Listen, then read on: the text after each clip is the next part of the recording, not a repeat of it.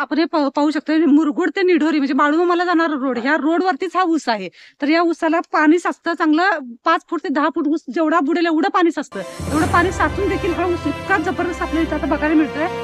नमस्कार, मी केरन मार्गदर्शिका सारिका गायकवाड. तर आज आपण आलेलो आहोत मुरगुड या ठिकाणी. कागल तालुक्यातले हे मुरगुड गाव आहे आणि मखदूम काकांनी या ऊस पिकासाठी केरनची टेक्नॉलॉजी वापरलेली आहे. तर या टेक्नॉलॉजीमुळे त्यांना काय काय फायदा झाला हे जाणून घेऊया त्यांच्याच भाषेमध्ये.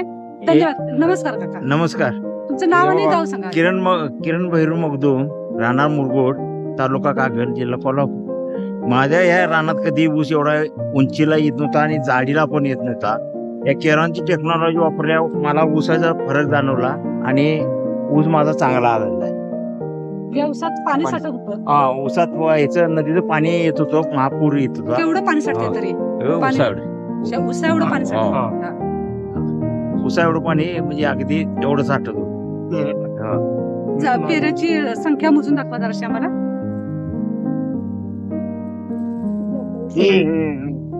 कुठला 1 2 3 4 5 6 7 8 9 11 12 13 14 15 16 18 19 20 21 22 23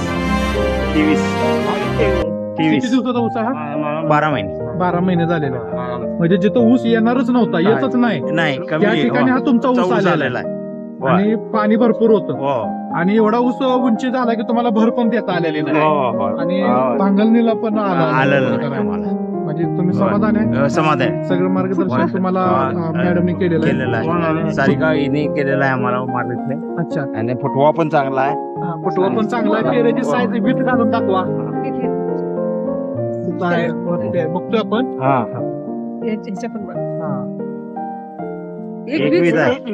एक विताचं पेरे आले कधीच येत नव्हती आमची. 3 4 5 6 7 8 9 10 13 फुटवे.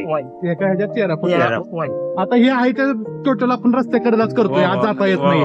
आतमध्ये गेले तर अजून उंच आहे. अजून उंच आहे. वावराच्या मध्ये गेले तर ऊस अजून उंच आहे. उंच. आपण हे कडेलाच आता शूटिंग करतोय. रस्त्याकडेला रासायनिक खतांच्या मात्रा कशा मी कमी केले. 1 इफ्को आणि 1 युरिया टाकलाय फक्त. त्याच्यावरती हा एवढा मोठा ऊस आलेला आहे. 1 इफ्को आणि 1 युरिया. दुसरं काही टाकाय नाही. तुम्ही तिघ भावाभावाने वापरलेला. तुम्ही समाधान आहे? ठीक आहे. इतर शेतकऱ्यांना काय सल्ला द्याल? आम्ही हे वापरा म्हणून सगळ्यांना सांगितलेलं आहे. मी हे चांगलं आहे टेक्नॉलॉजी. आम्हाला हे करा. हे जर ऊस गेला असता माझा लवकर 7 गुंठ्यात